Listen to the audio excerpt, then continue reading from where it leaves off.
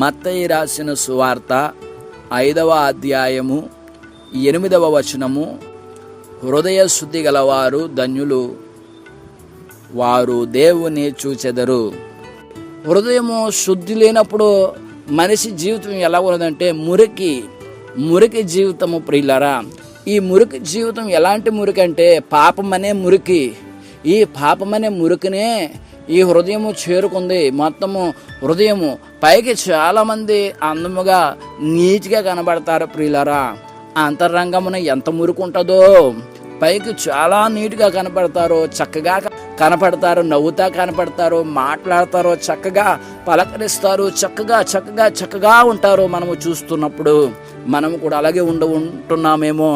కానీ మన అంతరంగమున మన హృదయంలోకి చూసినప్పుడు, మన హృదయంలోనికి మనం తొంగి చూసినప్పుడు ఎంత మురికిగా ఉన్నదో ఒక్కసారి గమనించండి.